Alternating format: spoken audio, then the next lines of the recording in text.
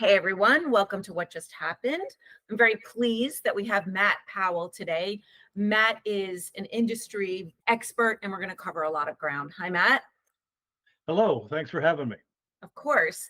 Matt, you came out of the NPD world, which was so influential in a low-key way, and you have such a broad perspective on things. Give us an overview of kind of like where you are now. I've been doing research on the sports retail business for more than 20 years.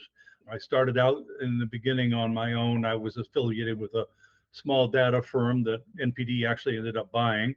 I was with NPD for about 8.5 years. And I'm in the final years of my career, and that's plural years. And I really wanted to go out doing fun and interesting stuff, maybe giving back to the industry and having fun. And so 18 months ago, I decided to step away from NPD and go off on my own. I created a firm called Spurwink River. I live on the Spurwink River here in Maine. What ended up happening though was about 10 minutes after I announced that I was going to be moving away from NPD, a fellow I knew for many years who I had met when he was at LL Bean, named Walt Shepard. Walt ran the consumer insights and strategy for Bean for a number of years, and he is now with a consulting firm called BCE and out of Boston, a small boutique firm. And he said, hey, we are using industry experts like yourself. We're both in Maine. Every day we have a conversation with someone about potential work. And it's all fun and interesting stuff. And that's exactly where I wanted to do. I'm also doing some pro bono work with some minority owned sports businesses. And that's been very satisfying as well. Are your clients, is the world in sports retailing very heavily entrenched in wholesale? Yeah, look, the wholesale business isn't going away. There will always be physical stores selling multiple brands. Though anybody who tells you the mall is dead is wrong. There are a lot of dead malls, but the mall is not dead. And brands need multi-branded retail stores to bring their product to life in places maybe where that brand can't reach. Only about 40% of the athletic shoe business in the US is done online. And it probably could get to 50, maybe a little more than that, but I don't, at least in the current environment, see that number exceeding. The lines are so blurred today that I think at some point we're going to stop saying e-commerce versus physical.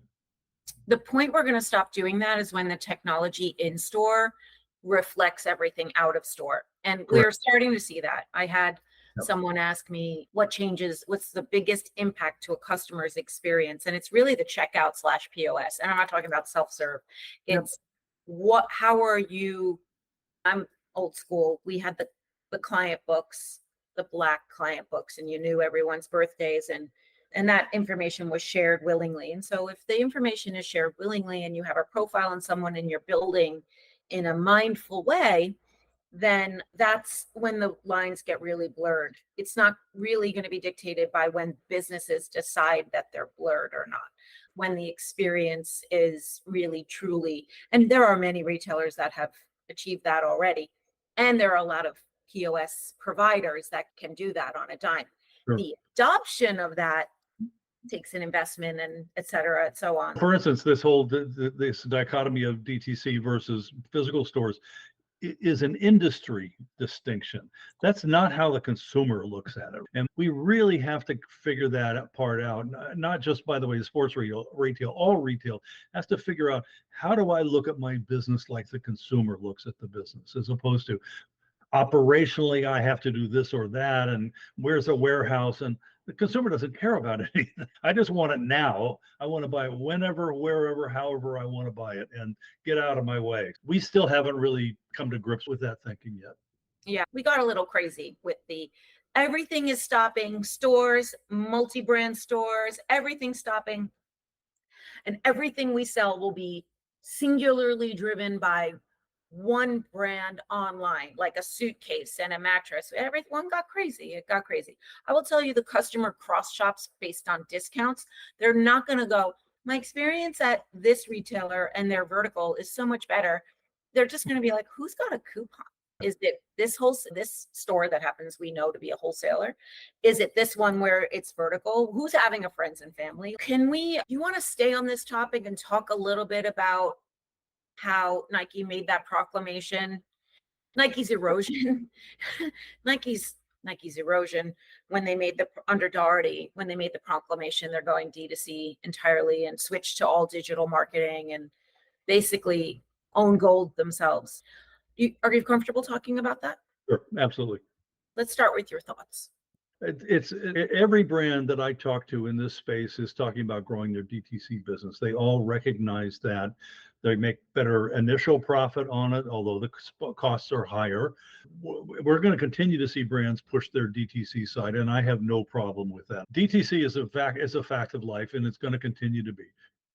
The problem for Nike and their push to DTC was I think they were very naive in terms of how you had to do it. And so they did it too quickly, they did it too ham-handedly, they did it too naively, and have paid the price for it. They had to walk back some of the distribution decisions that they made.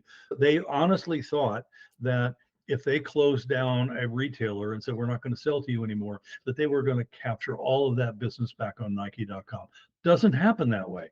And consequently, they were doing a lot less business. So the big idea of let's push DTC is the right one.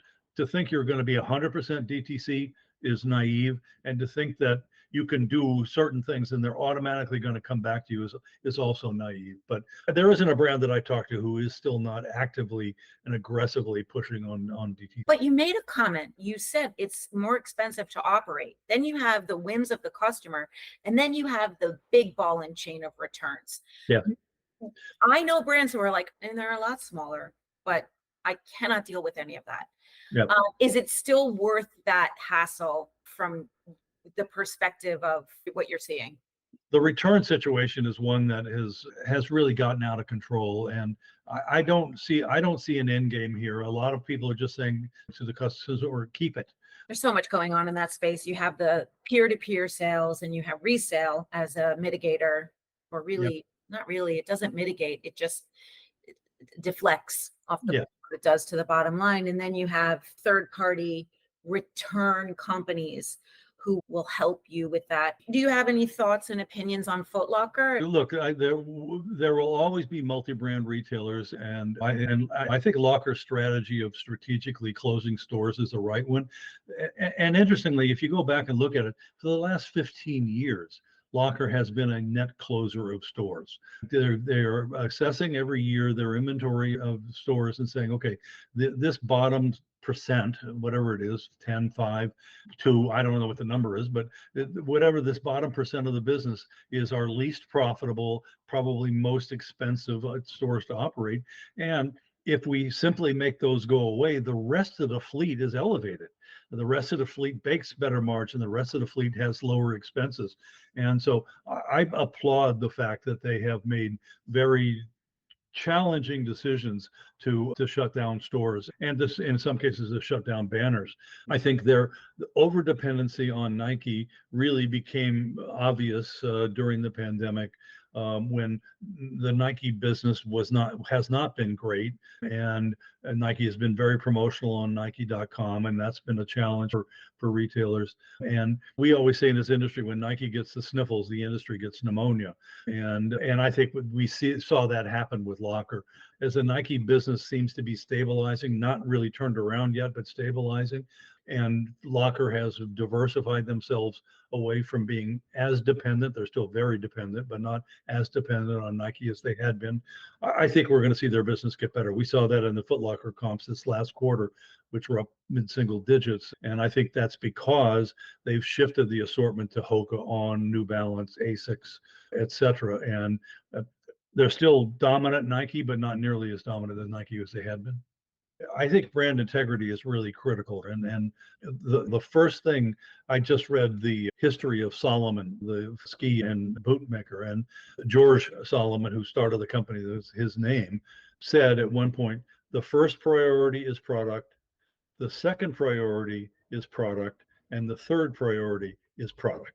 And part of why that brand became the force that it was in the ski industry was because of just obsessive attention to product, maybe over attention, but it nevertheless attention. And I think I think every brand needs to step back and say, are those my top three focuses, or am I fooling around with loyalty programs and licensing the brand and all this stuff that's on the, as I would call them, peripherals, right? As opposed to the core of the business, which is, where's my brand? What does my brand stand for?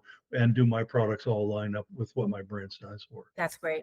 That's really great. That's been the playbook since, when did brands become brands? I like to say it was in the late 80s and 90s when you had Ralph go lifestyle. Obviously, you had singular brands, but that maybe were born, and Ralph was born in the 70s, but the real pressure came 15 years later when things weren't selling just to sell, and there were choices made. I'm going to license, I'm going to be Paco Rabanne, and I'm going to license, or I'm going to own this and I'm going to control it. And so those were and then I think, and obviously those all died off, the Halston, the Rabanne, right? Right. And then you have the real ones, your example as well, stay true and stay committed. And they're still around because there's investment made. And actually, I've talked about with people the equity that's involved in these investments and how the resale third party, real benefits off of that because the product stands up better, the product equity is better, and that brands don't have a bite of that. Things have changed. That was maybe about 2 years ago. Brands now are getting into that because they're like, if I'm going to invest in the longevity of this product and have it done just be disposable, I want to be able to sell it, have that customer have access to it a second and a third time to build my followers. And my relationship with the customer. And it also, who better to know that the product is authentic than the brand themselves, right? As a StockX, as an example, has a whole army of people who are authenticating that the shoes are not counterfeit. Nike would know that in a minute looking at the shoes. Should Nike be in the resale business?